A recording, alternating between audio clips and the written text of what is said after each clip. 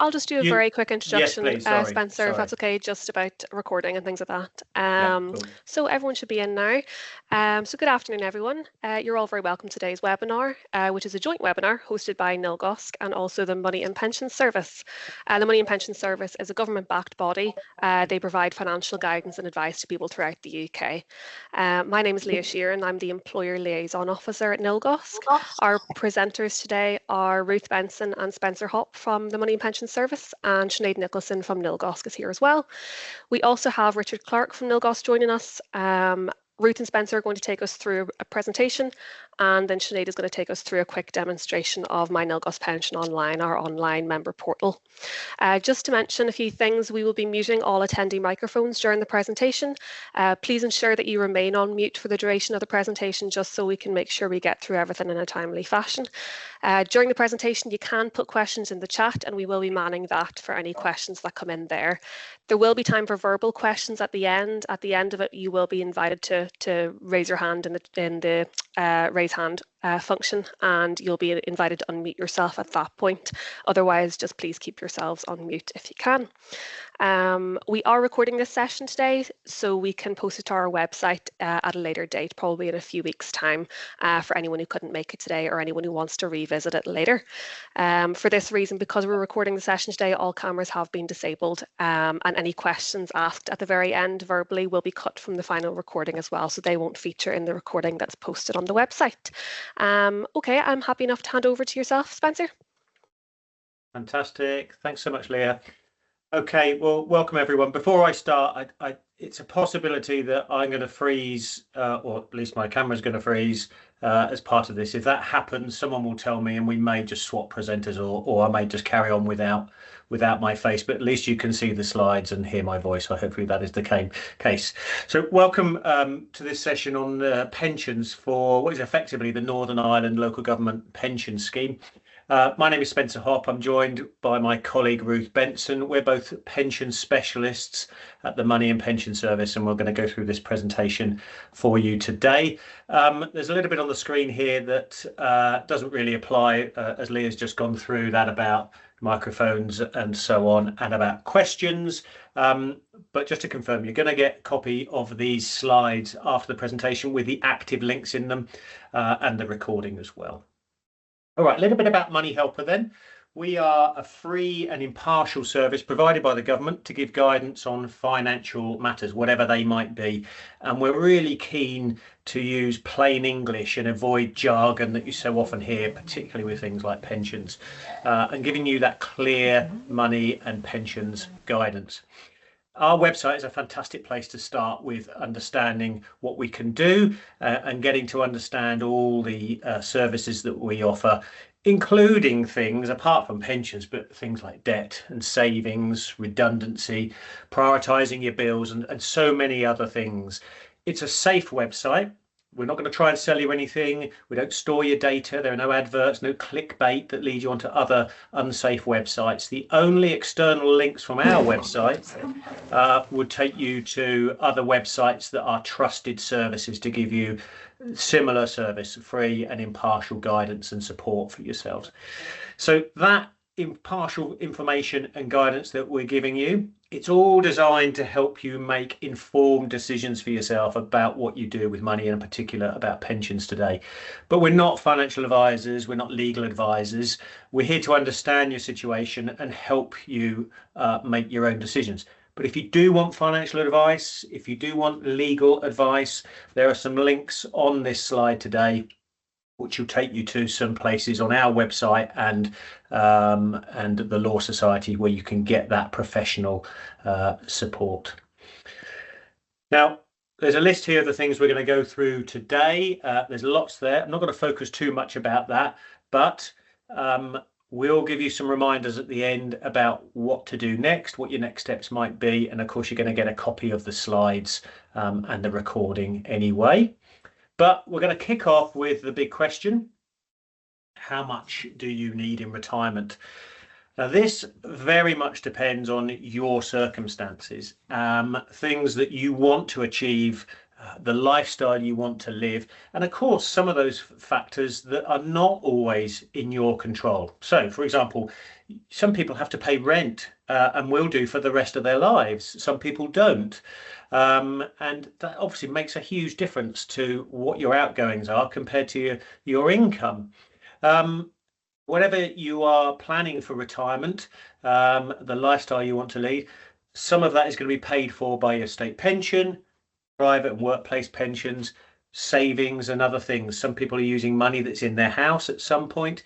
And of course, you might live on your own, so you have yourself to look after, or you might have a partner or indeed a family that's going to be living with you, which adds to those outgoing costs in retirement. Lots of people don't know how much they're going to need in retirement, but having a target or some kind of benchmark would be helpful. So we look at this screen here, an extract from the Retirement Living Standards. Some research done by Loughborough University where they asked a number of retired people how much they spent and what on and how often in retirement, and how they felt about the standard of living that they found themselves in. And the results of that research was compiled into 3 standards of living, the retirement living standards: the minimum, moderate and comfortable bands that you can see on this slide. And they show the amount of money that individuals and couples spend on those 3 standards of living on common goods and services. It's not the income you need, these figures are the money that you're spending. So if you're looking at the top figure there, top left, it says £13,400 a year. That's the cost. Your income will need to be higher than that because, of course, it will be taxed. So just to get that clear. Also, these figures do not include some of those big variables that don't apply to everyone, like paying rent, paying for mortgages, social care, and, as I just said, tax on any income you get. So it's about common goods and services and normal day-to-day and year-to-year cost of living. You'll see on here some slightly higher figures with the word London next to them, and that just represents the fact that the cost of living in London is that little bit higher. And you'll see that there's a figure on the left-hand side for single people and a figure on the right-hand side for couples, because in a household where there's a couple or more than one person, some of the costs are shared. So it's not just a matter of twice the single person's cost of living. Let's have a look at some of these in a bit more detail then. So on the left at the top, it says minimum, so minimum standard of living. And this covers all your basic needs with a little bit left over for fun or social types occasions. It includes things like an annual UK holiday, eating out about once a month, and maybe going out or doing something leisure or social a couple of times a week. And you can see on this slide that the yearly cost of that standard of living for a single person outside of London, so that top left figure, is £13,400 a year. That's the cost. If we go down to the next row, a moderate lifestyle provides a bit more financial security, a bit more flexibility, a foreign holiday a year instead of a UK holiday, eating out a few times a month, a few more of the things you want to do social-wise, hobby-wise, that you can pay for. But quite a big jump up in the cost of that. You can see the 13,400 in the minimum standard living is suddenly 31,700 for a moderate standard living for a single person. Quite a big jump up. And a comfortable lifestyle, the third row, allows you to be much more spontaneous with your money. Subscription services, going to the gym, beauty treatments, foreign holidays, more than one of those a year, all sorts going on in your life, and being able to spend money as and when you choose. And that jumps up again for a single person, £43,900 a year. Now, that might be a bit shocking. It might be a bit confusing. You're not sure. But when you're looking at these figures, as I've said, don't forget, state pension will be coming to you. You may have other savings. And with the local government scheme, there is a way of supporting this type of income in retirement. What you want to aim for, the standard of living you want, the lifestyle you want, is very personal. So it's down to what you feel that you could aspire to, what you think the future holds for you. But thinking about your income and your outgoings now and how these might change in the future, that's a great starting point for thinking about what the future looks like. You can get more detail in the link there on the slide, Retirement Living Standards, about this research, and includes all the things, not just some of the things I've mentioned today, as to what the cost of living could include. Now, I've mentioned the state pension a couple of times. This is separate to your workplace pension. It's in addition to your workplace pension. It's not affected by any other pensions you have. And it's an income, a guaranteed income that's paid for your life, for the rest of your life, starting at your state pension age. Your state pension age, well, it depends on your age at the moment because it's changing. If you're 66 now, that is your state pension age, or very soon that is your state pension age at 66. In a little while, it's moving to 66 years and 1 month, and then 66 years, 2 months. And in the next couple of years or so, it's going to move to 67. So it's phasing in. When it goes to 68, we don't know yet. Perhaps in over 10 years' time, but we're not sure. That's yet to be decided. The full state pension is about £230 a week, about £12,000 a year. The amount that you will receive, that you're entitled to, is based upon the years of national insurance you paid, the number of years you paid national insurance. A minimum of 35 years national insurance contributions should normally give you that £230 a week, that maximum state pension. The last night, what have I done here? Now, it's important to go and get a state pension forecast. You can see on the slide here how to do that, whether it's online or the phone number. The state pension forecast will tell you what your entitlement is likely to be, either that you've already earned the full state pension or that you have some years to go to continue paying. If you discover that there are gaps in your national insurance contribution history, before you pay any extra, just check that they won't be automatically covered by your future working period and fill themselves in so you still get that full pension. But if there are gaps, you might be able to cover these with what is called voluntary national insurance contributions, where you can pay to make sure you're getting that little bit extra towards your state pension. Private pensions. Now, these have a lot of advantages, particularly over things like the state pension. We also know that the state pension, the full state pension, is about £12,000 a year, and that's unlikely to be enough to live on for most people. We've seen from the retirement living standards that the cost of a minimum standard of living is £13,400. So £12,000 from the state pension, as I say, unlikely to be enough for most people. A private pension is there to give you more money in retirement. It also has added flexibility that you don't get with the state pension. The state pension is available from state pension age as an income, and that's it. With a private pension, you can access your money after the age of 55. That is changing to 57 in 2028, but currently it's 55. And you can choose lots of different ways to access the money in your pension, whether it's lump sums or income.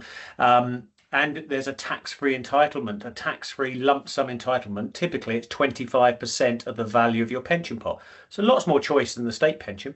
Also, when you're paying money into a private pension, you get tax relief from the government. Basically, the government are giving you money back, the tax back that you paid on your wages that you are then putting into your pension. So if you wanted to pay £100 a month into your pension, for example, you would actually only pay £80 and the government will pay 20. That's the 20% tax rate. That's the standard setup. Everyone gets that, regardless of what their earnings are. If you're a higher rate taxpayer, then you can get a higher amount of tax relief that comes to you in your self-assessment. Also, with a pension scheme like yours, the local government scheme, there's free money paid in by your employer. Currently, about 19% of your salary is being paid into the scheme by your employer, but basically they will pay in whatever it takes to fund the promised income that this type of pension scheme will provide you with. If you're thinking then, like lots of people do, that pensions are a little bit dull, not very exciting, then yeah, okay, they probably are. But when you look at what I've just said and the amount of money that you get on top of your own contribution, and in many cases you are doubling your money immediately from your employer's contribution and the tax relief, then maybe that's a bit more exciting than you thought it was. Now, the different types of private pension, the defined benefit pension schemes, sometimes known as a final salary scheme or a career average revalued earnings scheme. That's like the NILGOSC pension scheme, the local government scheme. This provides a guaranteed income for life, and it's based upon your salary and the years you're in the pension scheme, and it provides, on top of those guaranteed income figures, it will provide annual increases to your pension and surviving spouse or partner's benefits. You might be able to take the benefits earlier than the scheme's normal retirement date. They will reduce the income payments to you, but you can have it earlier in many cases. Still a guaranteed pension. There's an option for a 25% tax-free lump sum with these types of schemes. The more of the tax-free cash you take, the lower your income will be because you're paying for that tax-free cash. But this is a guaranteed income type of scheme, and the risk is on the employer. Okay, the risk is on the employer to make sure there's enough in the pot to give you that guaranteed income in retirement for the rest of your life. The other type of pension, the defined contribution pension, also known as money purchase, this is a bit like the AVCs you have with the Prudential. So there are no guarantees, your money is invested, there's tax relief as well. The investment value can go up and down, that's just the nature of investing, but you get more flexibility over how you can take that money out. You've got your 25% tax-free cash, you can have other lump sums out of the pot, or you can buy yourself a regular income, lots more choice. All of these pensions are available from age of 55. Again, as I've said earlier, that's moving to 57 in 2028, and you'll find lots more information about these in the links on this slide. Okay, I'm going to hand over to Ruth now. She's going to pick up with you a bit more about the local government scheme in particular. Thanks, Spencer. So yeah, with the NILGOSC scheme, there have been a number of different regulations over the years. For people that joined the scheme before April 2009, you will have membership in what's known as the 80th scheme. Now, it was a final salary scheme, so it is linked to whatever your pay is when you do finally leave in the future. And there's an 80th accrual rate, and that's the build-up rate that your pension built up at. With the 80th scheme, there was an automatic lump sum, which was worth 3 times your pension, and you had the potential to claim your benefits from as early as 60 if you had 85-year rule protections. Then from the 1st of April 2009, the scheme changed to be to have a 60th accrual rate. It was still a final salary scheme, so it was calculated in the same way as the 80th scheme, the only difference being the build-up rate was increased to a 60th, and they did away with the automatic lump sum. You do still get an opportunity to take a tax-free lump sum, and that works on a ratio of 1 to 12. So for every £1 of pension you give up, it buys you £12 in your tax-free lump sum. Then in 2015, the career average scheme came in. These are sometimes called care schemes. With a career average, this is when the pensions moved away from being calculated on your final pay in your last 12 months. Instead, in a career average scheme, every year counts. And again, the accrual rate was increased, and the build-up rate from April 15 has been 1/49th of your pay. Now, you could have membership of 2 or more of these schemes, and NILGOSC will have the joy of doing potentially up to 3 different calculations to work out your pension entitlement.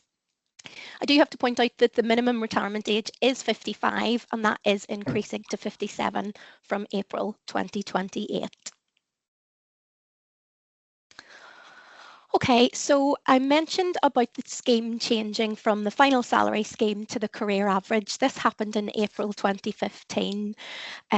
With the change, there were protections put in place for people that were within 10 years of their normal retirement age.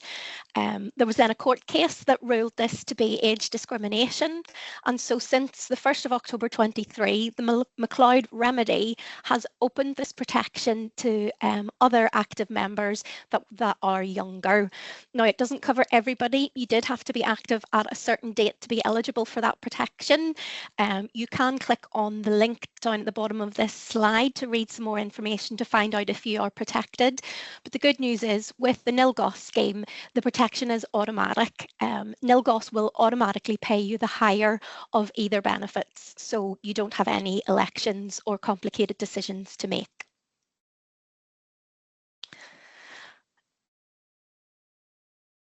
With the final salary scheme, with those of you that have had membership either of the 80th or of the 60th scheme, each year that you worked, you would have built up pensionable service. And if you worked full time, that would mean you'd build up 1 year's worth of membership for every year you contributed to the scheme. The calculation is quite straightforward for working out final salary pensions. We have to look at the number of years and days worth of membership you have, and we'll look at the pay. Now, in this example, we've got Lisa, who's had 20 years membership in the scheme, 25 years membership in the scheme, and a pay in the end of £40,000. We take the 25 years, we multiply it by the pay, and then it's divided by the accrual rate. And in the 80th scheme, that was an 80th. And that would mean then for Lisa, at the end of her 25 years, she has an annual pension payable potentially from age 60 if she had 85-year rule protections of £12,500 per year. And that's payable for life. It is, of course, index linked, so it will rise each year in line with inflation. In the 60th scheme, the calculation was the same, but the build-up rate was a 60th instead of an 80th. And in the 80th scheme, you did also have that automatic tax-free lump sum of 3 times your annual pension. So in Lisa's example here, she had a tax-free lump sum at retirement of £37,500. Now, anybody, no matter what scheme you were in, everybody has the option to increase their tax-free lump sum up to a maximum of 25%.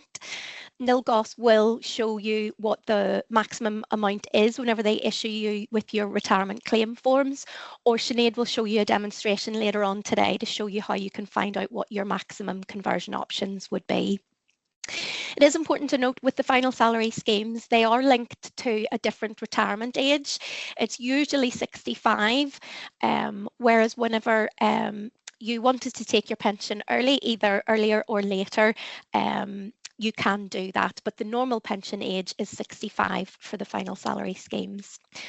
You can change your salary bands as you work, and this is one of the benefits of a final salary scheme. You're usually on your highest rate in the final 12 months, but please do note going down salary bands could have an effect on any of your 80th or 60th scheme membership. Okay, so in a final salary scheme, you can reduce your hours or indeed your salary. If you were working part-time while you were in the 80th or the 60th scheme, you would have built up a pro rata of each year. So for example, if you worked 50% of the time of a whole-time person, you would build up 6 months worth of membership for every year you've paid into the scheme. Those schemes have ended, so reducing your hours now will not affect your previous year's worth of membership in either the 80th or the 60th scheme. That's because the full-time equivalent pay rate is used. So even if you do go part-time, it's still going to be the full-time equivalent pay that is used to calculate your benefits. One thing to note though is reducing your rate of pay can affect your 80th or 60th scheme membership. Now, this would be if you took a job with less responsibility or a lower pay grade.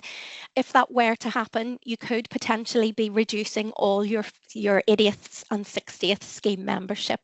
It's not automatic, it's not immediate, because the scheme will automatically use the best in the last 3 years. But if you are looking at reducing your rate of pay, it may be worthwhile having a think about how that would impact on your pension entitlement. Okay, so then from April 2015, this is when the career average pension scheme started. And now a career average scheme is different to the final salary scheme because in a career average scheme, every year counts. So for example, we have here in year 1, your pay is given to NILGOSC at the end of each year. NILGOSC will then divide that pay by the accrual rate, which is a 49th, and that will give a certain amount of pension that is banked into your care pot. So for example, if your pay in year 1 of a career average scheme was 30,000, 30,000 would be divided by 49, and that means that you bank £612 of annual pension. Now, come the next year, the exact same calculation is done. You usually have a higher salary rate. In this example, it's increased to 30,500. The accrual rate is still the same, but it means then at the end of year 2, because there's a higher pay, you've banked £622 of annual pension that year. The important thing to note with the career average revalued earnings scheme, there is revaluation to factor into the pension savings. Once we've got to year 2, we have to look at year 1. We take the balance that's in there and we increase it in line with inflation. So that £612 that was originally banked in year 1 gets increased and now becomes £633. So then at the end of year 2, you've got the increased value of year 1, which is 633, plus your value in year 2, which is £622. So that gives your total savings after 2 years in a care pot as £1,255, and that's of annual pension that will be paid to you every year from your state pension age. With the career average scheme, this calculation will continue.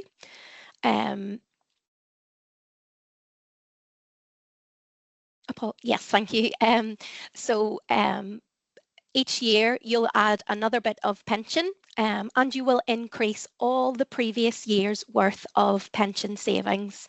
And that means really that your pension does not be eroded over time. As the cost of living is going up, so too is your pension. And in this example, after 10 years in a career average scheme, you could be sitting there with a total care pension payable of, for example, £8,000 a year. Now, with your career average pension, it is linked to your state pension age. Your final salary pensions are still linked to 65 or potentially earlier, but your care pot is linked to state pension age. It doesn't mean you have to wait until then. You can retire before then if you want to, but as your pension will be paid out for a longer time than expected, it will be reduced on account of being paid over a longer period of time. The same works in reverse. If you work on beyond your state pension age, your pension will actually be increased to reflect the fact that it'll be paid over a potentially shorter period of time. And of course, the same way in the final salary schemes, you do still have the opportunity to give up some of your annual pension to increase that tax-free lump sum at retirement, and your online portal will be able to show you what those amounts are. So moving on to what happens when you reduce your hours or salary in a career average scheme. This is slightly different to the final salary schemes. When you're in a career average scheme, if you were to reduce your hours, for example, in year 7, all the previous years that you have built up on your full-time hours will be banked on that full-time pay. So there is no effect at all on your care pot if you were to reduce your hours.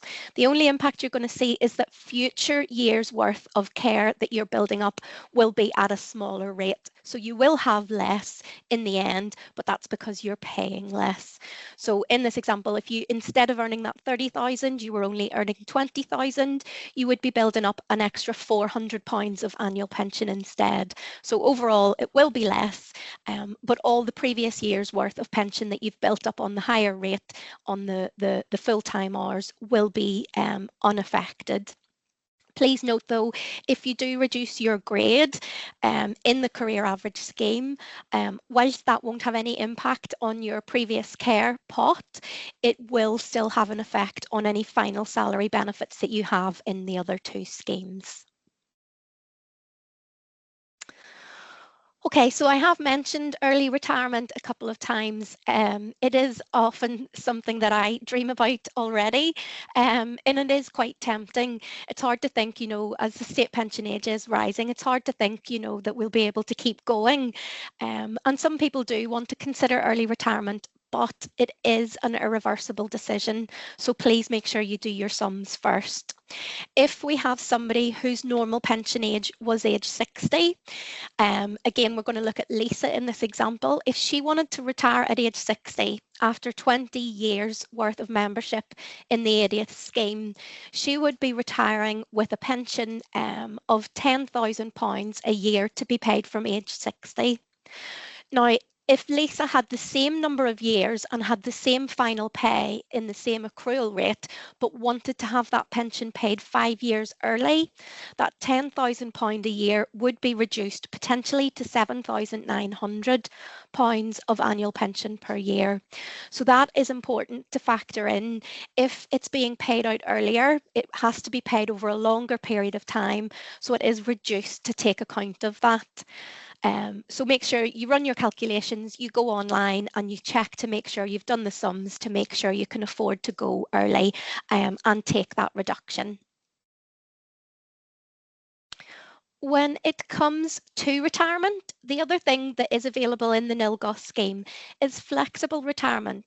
Now, this is seen as a way of gradually moving into retirement. It can be a big step going from working full-time to suddenly being retired. And with flexible retirement, it allows you to either reduce the hours that you work each week or move to a job with less responsibility and therefore a lower rate of pay. And as long as your employer agrees, this will allow your pension to be paid out. Now, you must have all of the benefits that you've built up in the 80th scheme paid out, but with the 60th scheme and with the care scheme, you can choose whether you want all, some, or none of those pension benefits to be paid out. Now, your employer needs to be able to ensure that normal operations can continue.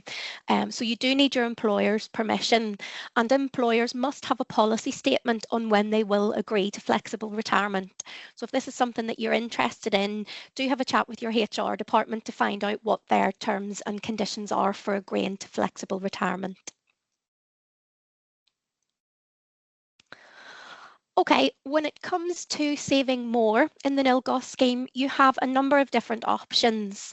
First and foremost, you can buy additional scheme pension, and this is called APC. It's an additional pension contribution.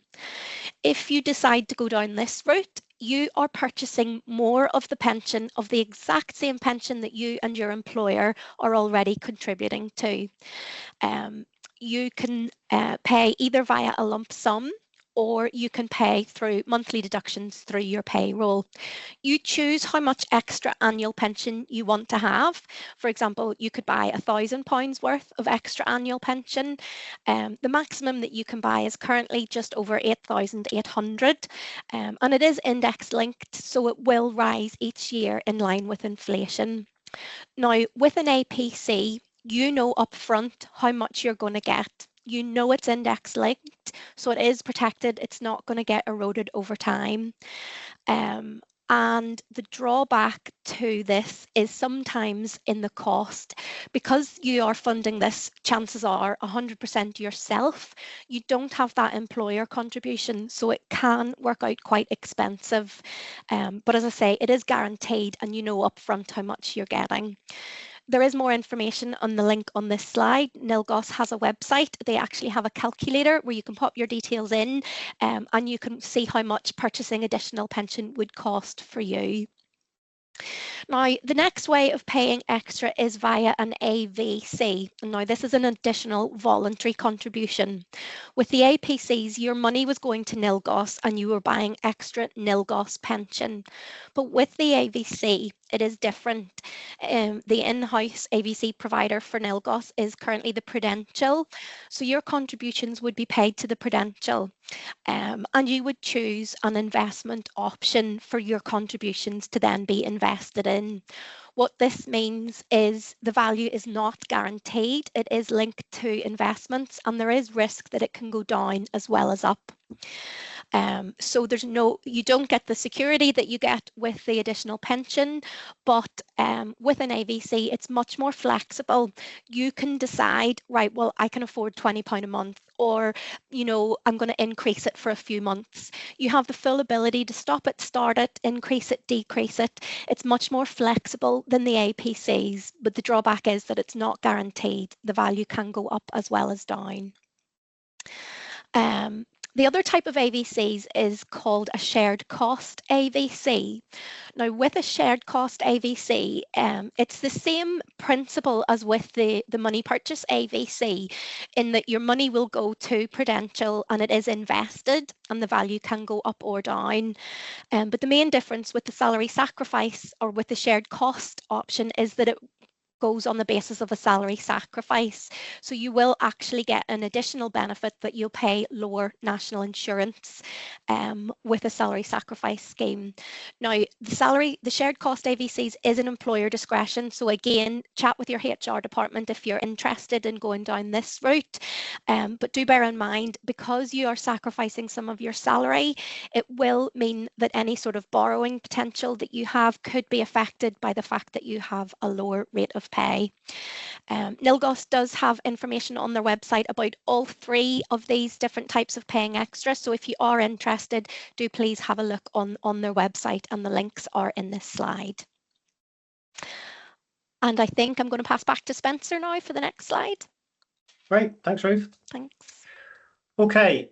Some people, many of us on this call today, will have other pensions from previous employers, and sometimes you might have some pensions and you're just not sure where they are, you've lost touch with them. There is currently no central database of pensions. It sounds a bit bizarre, but that is the case, but it is coming. So in about a year's time, the government will be launching their pensions dashboard website, where everyone will be able to log in to their own secure space and see all of their pensions. These are currently being uploaded to this website now. So keep your eyes and ears open for that. That is going to hit the headlines as quite a big deal. And people will see lost pensions, and you'll have all your pensions in one place. In the meantime, there are a few things that you can do yourself to find out any of your old pensions.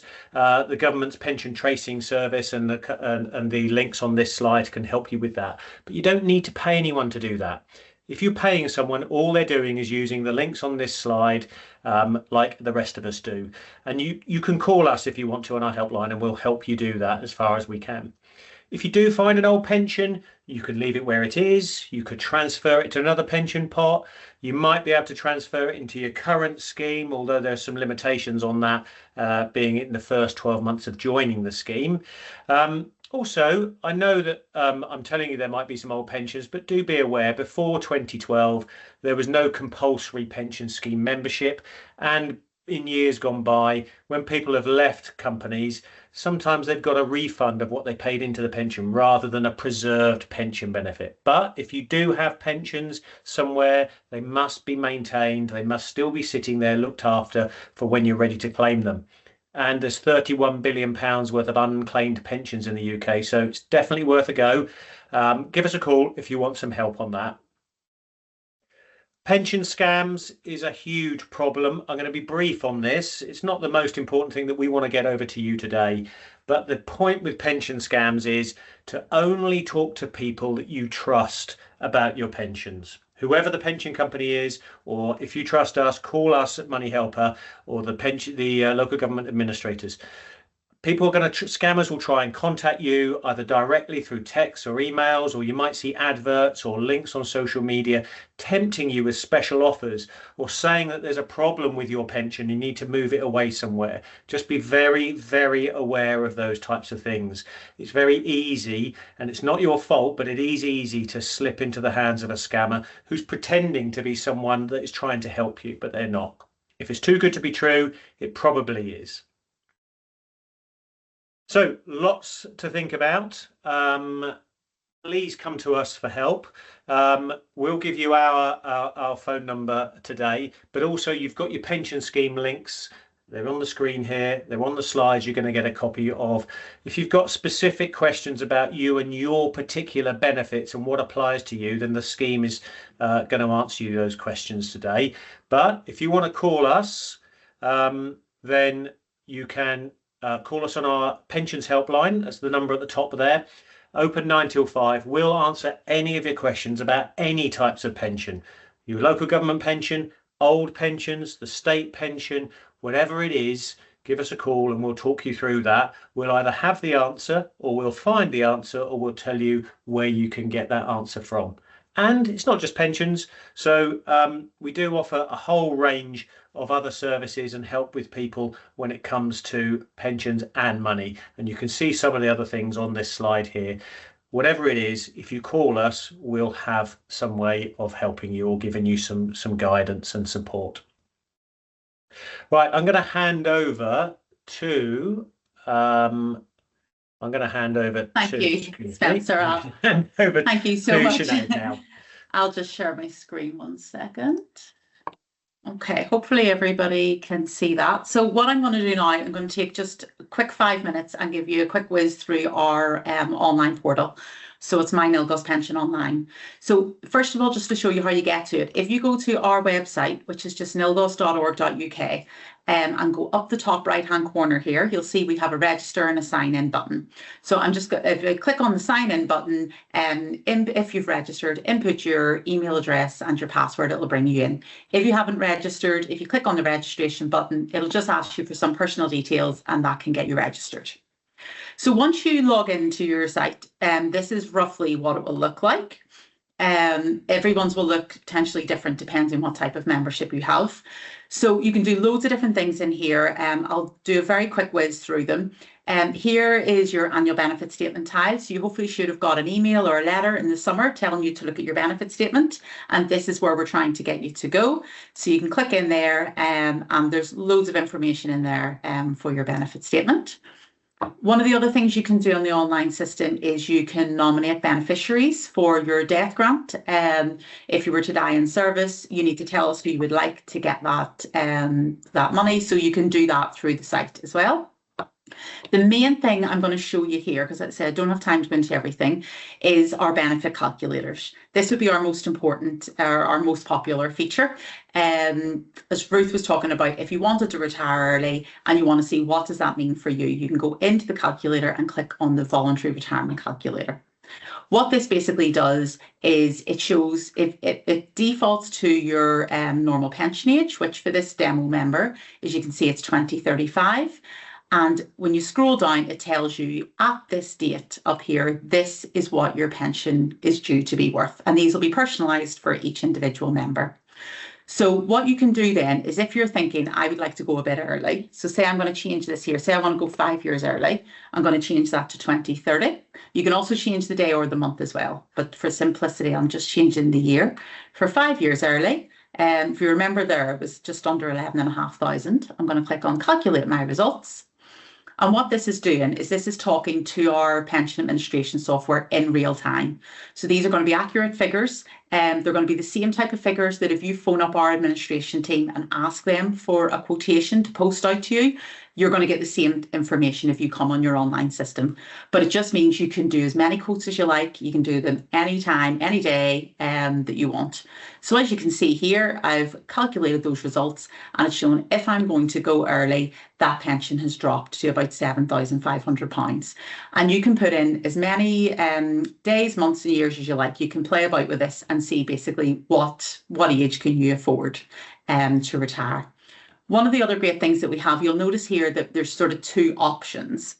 We've got the maximum annual pension option, and then we've got the maximum lump sum option. And that's because you can convert some of your annual pension into a lump sum.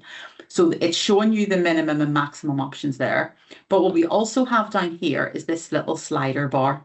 And what that'll do is you can pull that across. And as you can see, as you pull it across, the annual pension figure is going down and the one-off lump sum is going up. So you can play about with that and see how taking more of a lump sum will affect your annual pension. You can also click in here and type. So if you know, for example, say you've got £10,000 left to pay on your mortgage, so you know that's how much lump sum you need, you can type that in and it will automatically jump the slider over, and you know that that means if you take 10,000 of a lump sum, for this person their pension will reduce to just below £7,000.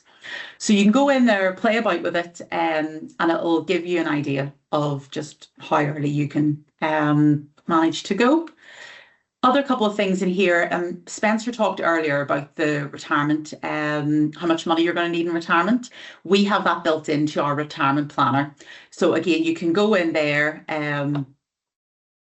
I'll not spend too much time on this, but you can go in there, you can choose from the three options: essentials covered, living comfortably, luxurious, and you can basically go through there and it'll give you personalised information of how much it thinks you're going to need in retirement and how much your NILGOSC pension is currently worth. You can add on your state pension on top, and you can just make sure that coming close to retirement that you're going to have enough money for the lifestyle that you want. And if for whatever reason it says that you're maybe not, then you can look into paying those additional pension contributions or additional voluntary contributions that Ruth talked about. There's also a section there where you can see what your latest pension value is, and in the details and settings section you can also, if you need to update your address, your phone number, your email address, you can do that directly through the online system. So that was very, very quick, a quick whiz through the online portal, but we would encourage everybody, if you can register for that, that would be great. All right, I'll stop sharing then now. Perfect. Thank you, Sinead, and thank you to the presenters, Ruth and Spencer, as well. So that is us at the end of the presentation slides and the demonstration of My NILGOSC Pension Online. So I think we've covered everything in the chat. We can always take a quick scoot through after the event is over and make sure nothing else needs tidied up in the chat. But if you do, if you want to, I mean, I'll send you a copy of the slides. Yes, please. Anyway, and another link to our feedback form. If you find some questions that you feel were unanswered and you want us to handle those, ping them back over on the email and we'll have a look at how we deal with those. Thank you very much, Spencer. I will do. So you're happy enough to send the slides and I'll send them on to anyone who attended today, if that's okay? Perfect. And I'll probably do that in the morning if that's okay. That's absolutely fine. Yeah, no bother. That may well be us then. Okay, perfect. I'll end the event now. Thank you everyone for coming. Thank you to Ruth and to Spencer. Cheers now. All the best. Thank you now. Bye-bye. Bye-bye. Bye. Bye-bye.